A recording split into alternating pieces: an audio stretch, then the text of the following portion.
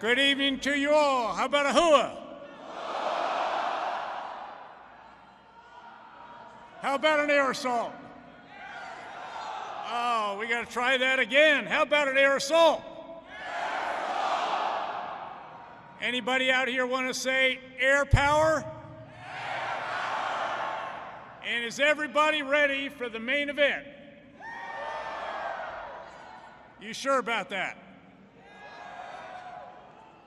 Okay, here's the deal. A couple of years ago, my air assault buddy at the time, Command Sergeant Major of the 101st Airborne Division, Command Sergeant Major Marvin Hill, told me what he looks for in a commander. He listed all the usual qualities that you'd expect, you know, all the ones. And then he added, I also want a commander who is available to our troopers, who is accessible to our troopers, and who is approachable. Now, as I thought about it, I realized that in addition to all the qualities we expect in leaders, I also look for those specific attributes. And this evening, it is my honor to introduce to you a leader who has demonstrated his concern for each of you, who's already been to the hospital to pin Purple Hearts on some of our wounded warriors, to meet with a platoon that suffered a tragic loss, and who has proven above all that he is available, accessible, and approachable by flying halfway around the world to be here with us tonight. Fellow warriors, please join me in welcoming the leader who made the tough decision to provide us the resources that have enabled progress here in Afghanistan, the President of the United States of America, our Commander-in-Chief, President Barack Obama.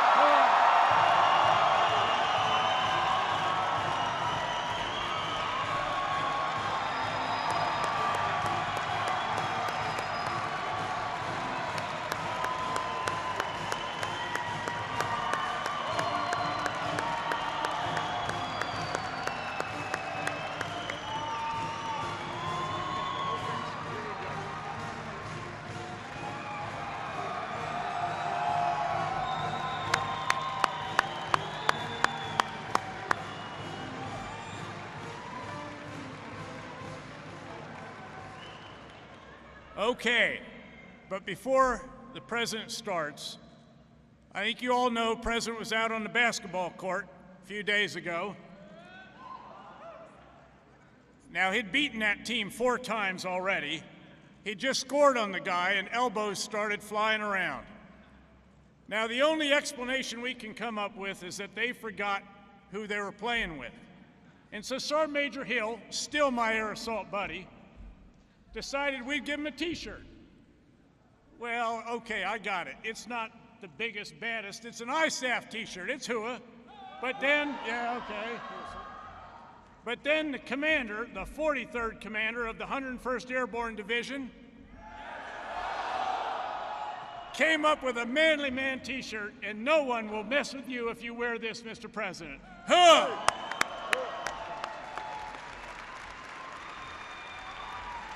Hello, everybody.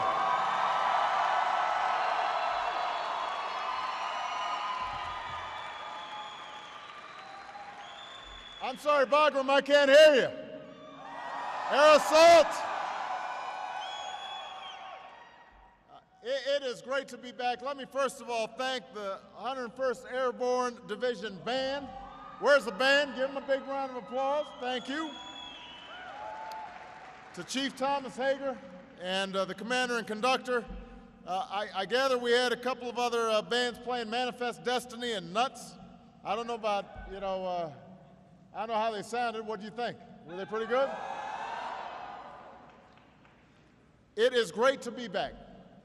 And I apologize for keeping you guys up late, coming on such short notice, but I want to make sure that I could spend a little time this holiday with the men and women of the finest fighting force that the world has ever known, and that's all of you. I want to thank General Petraeus not only for the introduction and the T-shirts, but for General Petraeus' lifetime of service. This is somebody who has helped change the way we fight wars and win wars in the 21st century. And I am very grateful that he agreed to take command of our efforts here in Afghanistan. He has been an extraordinary warrior on behalf of the American people. Thank you, David Petraeus.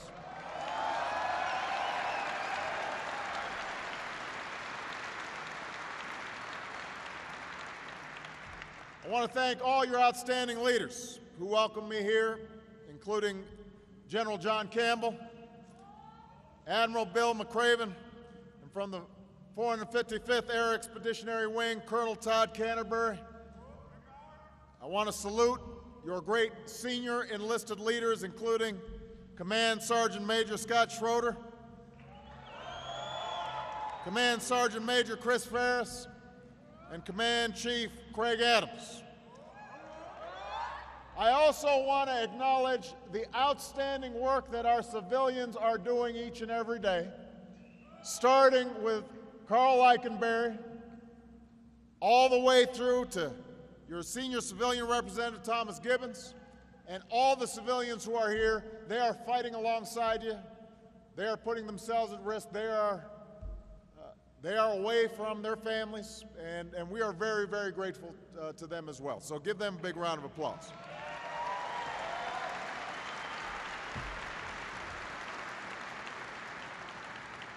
I think we've got every service here tonight. We've got Army.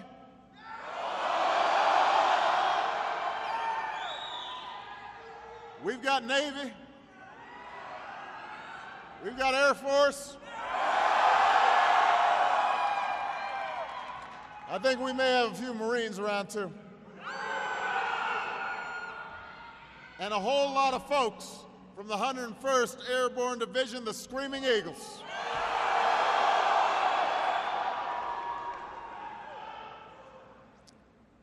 Now, here in Afghanistan, you are all Coast Guard. Is that what I heard?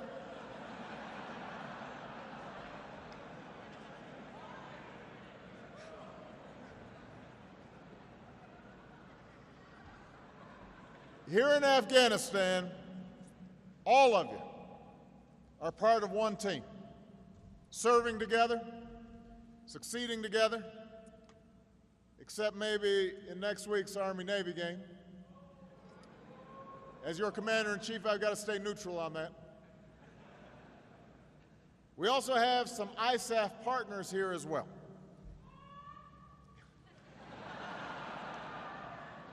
You know, when I was here in the spring, we had a coalition of 43 nations. Now we've got a coalition of 49 nations. And this sends a powerful message that the coalition of nations that supports Afghanistan is strong and is growing. Now, I'm not here to give a long speech. I want to shake as many hands as I can. But let me say that at this time of year, Americans are giving thanks for all the blessings that we have. And as we begin this holiday season, there's no place that I'd rather be than be here with you.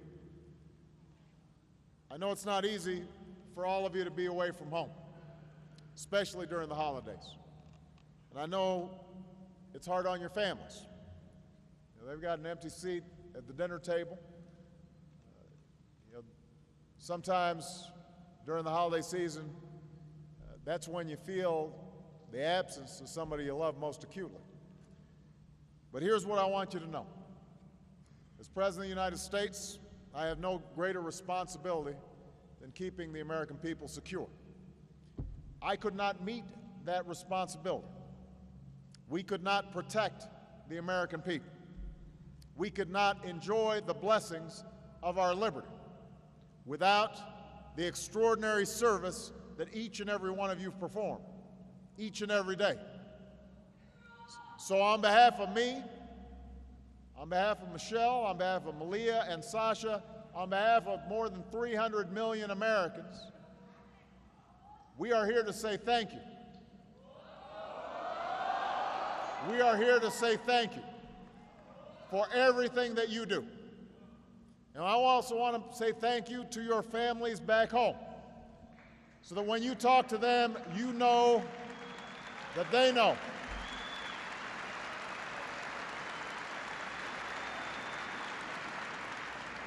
They're serving here with you, in mind and spirit, if not in body. Millions of Americans give thanks this holiday season, just as generations have before when they think about our armed services. You're part of an unbroken line of Americans who've given up your comfort, your ease, your convenience for America's security. It was on another cold December more than 200 years ago that a band of patriots helped to found our nation and defeat an empire. From that icy river to the fields of Europe, from the islands in the Pacific to the hills of Korea, from the jungles of Vietnam to the deserts of Iraq, those who went before you, they also found themselves in this season of peace serving in war. They did it for the same reason that all of you do, because the freedom and the liberty that we treasure, that's not simply a birthright. It has to be earned by the sacrifices of generations, generations of patriots, men and women who step forward and say, send me. I know somebody's got to do it, and I'm willing to serve. Men and women who are willing to risk all, and some who gave all, to keep us safe and to keep us free. In our time, in this 21st century, when so many other institutions seem to be shirking their responsibilities, you've embraced your responsibilities. You've shown why the United States military remains the most trusted institution in America. And that's the legacy that your generation has forged during this decade of trial in Iraq and here in Afghanistan. That's the legacy that you're carrying forward. As General Petraeus mentioned, 1 year ago, I ordered additional troops to serve in this country that was the staging ground for the 9/11 attacks. All of those troops are now in place. And thanks to your service, we are making important progress. You are protecting your country. You're achieving your objectives. You will succeed in your mission. We said we were going to break the Taliban's momentum, and that's what you're doing. You're going on the offense, tired of playing defense, targeting their leaders, pushing them out of their strongholds. Today, we can be proud that there are fewer areas under Taliban control, and more Afghans have a chance to build a more hopeful future. We said a year ago that we're going to build the capacity of the Afghan people, and that's what you're doing, meeting our recruitment targets, training Afghan forces, partnering with those Afghans who want to build a stronger and more stable and more prosperous Afghanistan. Now, I don't need to tell you this is a tough fight. I just came from the medical unit and saw our wounded warriors, pinned some Purple Hearts.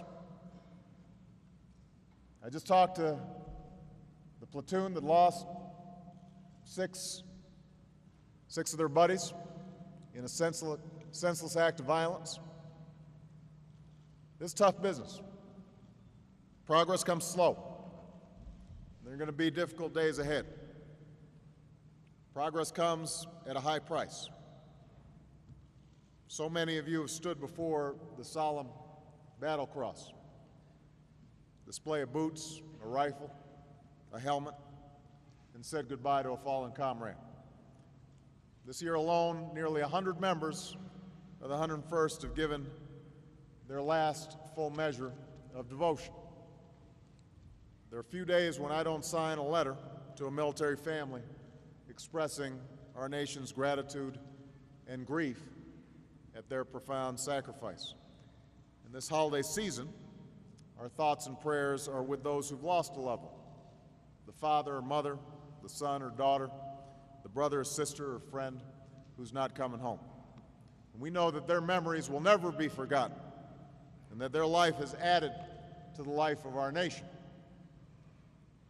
Now, because of the service of the men and women of the United States military, because of the progress you're making, we look forward to a new phase next year, the beginning of a transition to Afghan responsibility. As we do, we continue to forge a partnership with the Afghan people for the long term. And we will never let this country serve as a safe haven for terrorists who would attack the United States of America again. That will never happen. This part of the world is the center of a global effort where we are going to disrupt and dismantle and defeat al-Qaeda and its extremist allies, and that's why you're here.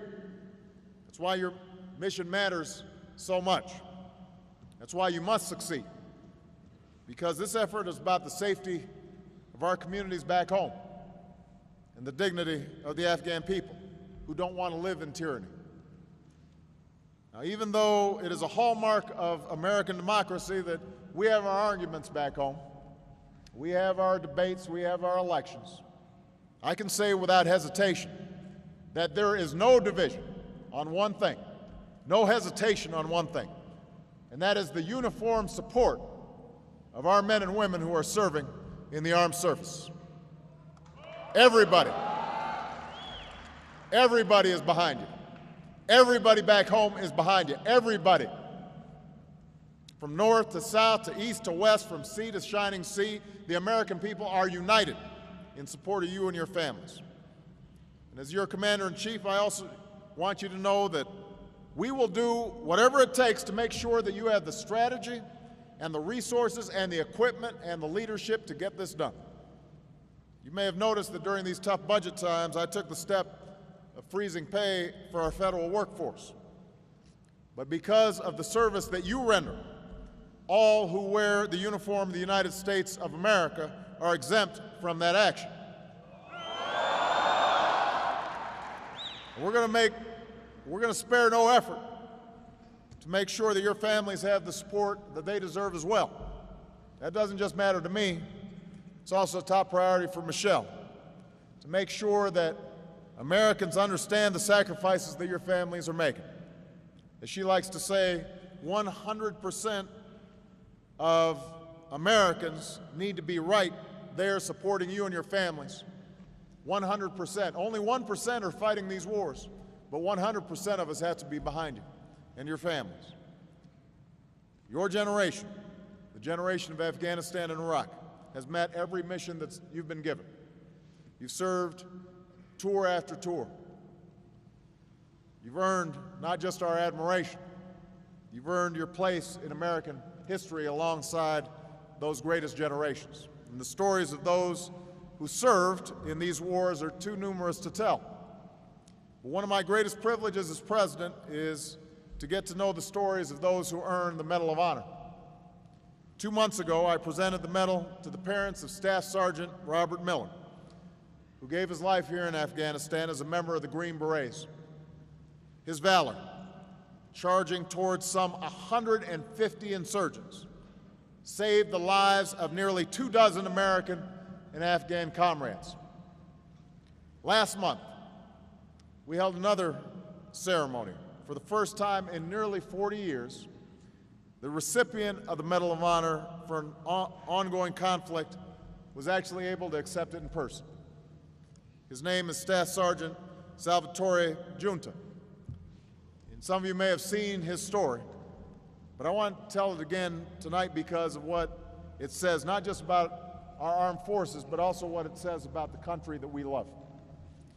So 3 years ago, Sal and his platoon were in Coringo Valley.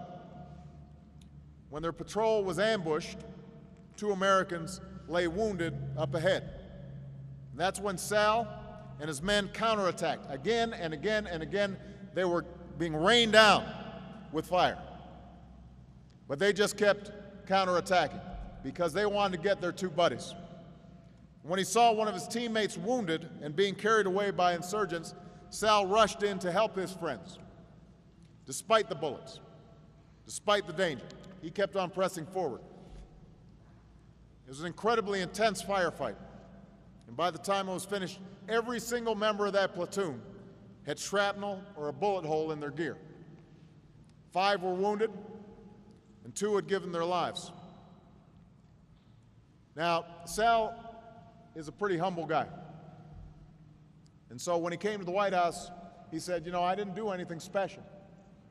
He said he was just doing his job, that he didn't do anything that his brothers wouldn't have done for him. If I'm a hero, he said, then every man who stands around me, every woman in the military, every person who defends this country is also a hero. And he's right. Each of you has your own story. Each of you is writing your own chapter in the story of America and the story of American armed forces. Each of you have some losses. Each of you have made sacrifices. You come from every conceivable background, from big cities and small towns, from every race and faith and station. Yet you've come together to serve a greater cause, one that matters to the citizens of your country back home and to strangers who live a world away. So make no mistake, through your service, you demonstrate the content of the American character. Sal is right. Every single one of you is a hero. So some people ask whether America's best days lie ahead or whether our greatness stretches back behind us in the stories of those who've gone before. And when I look out at all of you, I know the answer to that. You give me hope. You give me inspiration. Your resolve shows that Americans will never succumb to fear. Your selfless service shows who we are, who we always will be, united as one people and united as one nation. For you embody and stand up for the values that make us what we are as a people. America is not defined by our borders. We are defined by a common creed. And this holiday season, it's worth remembering that we hold these truths to be self-evident, that all men are created equal, that we are endowed by our Creator with certain inalienable rights, that among these are the right to life and liberty and the pursuit of happiness. And that's what you're fighting for here in Afghanistan, and that's what you're protecting back home. And that belief is more powerful than any adversary. So we may face a tough enemy in Afghanistan, and we're in a period of tough challenges back home. But we did not become the nation that we are because we do what's easy. As Americans, we've endured and we've grown stronger, and we remain the land of the free only because we are also home of the brave. And because of you, I know that once more we will prevail. So thank you. God bless you. And God bless the United States of America.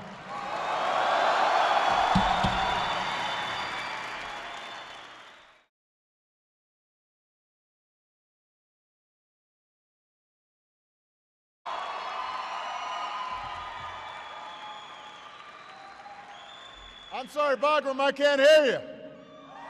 Air assault! It is great to be back. Let me first of all thank the 101st Airborne Division Band. Where's the band? Give them a big round of applause. Thank you. To Chief Thomas Hager and the commander and conductor. I gather we had a couple of other bands playing Manifest Destiny and Nuts. I don't know about, I don't know how they sounded. What do you think? Were they pretty good? It is great to be back.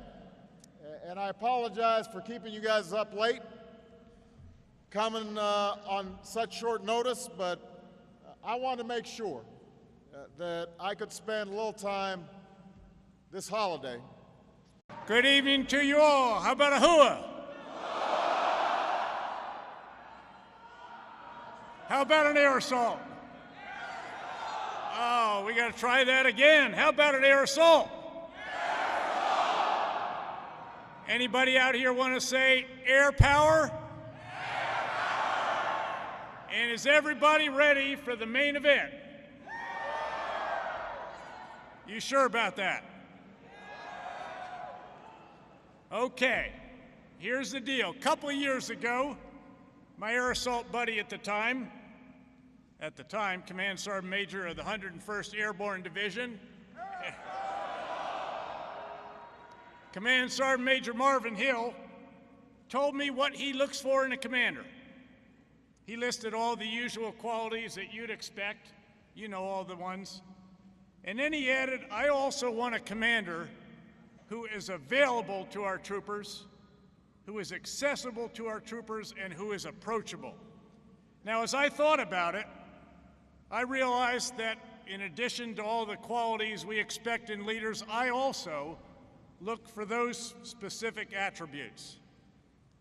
And this evening, it is my honor to introduce to you a leader who has demonstrated his concern for each of you, who's already been to the hospital to pin Purple Hearts on some of our wounded warriors, to meet with a platoon that suffered a tragic loss, and who has proven above all that he is available, accessible, and approachable by flying halfway around the world to be here with us tonight. Fellow warriors, please join me in welcoming the leader who made the tough decision to provide us the resources that have enabled progress here in Afghanistan, the President of the United States of America, our Commander-in-Chief, President Barack Obama.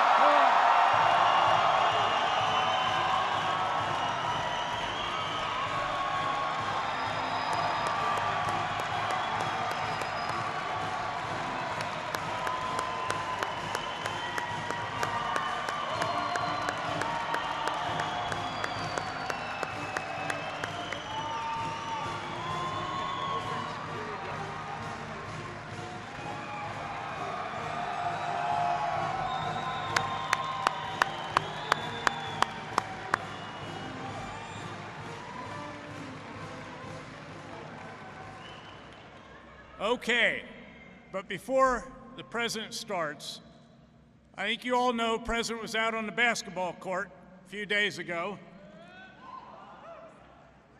Now, he'd beaten that team 4 times already.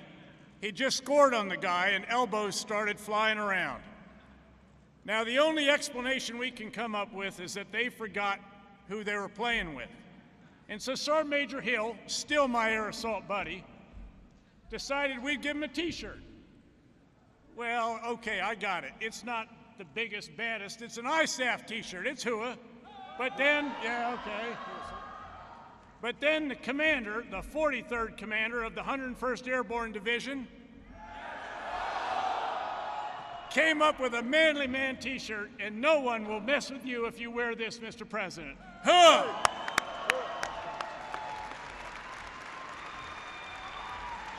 Hello, everybody.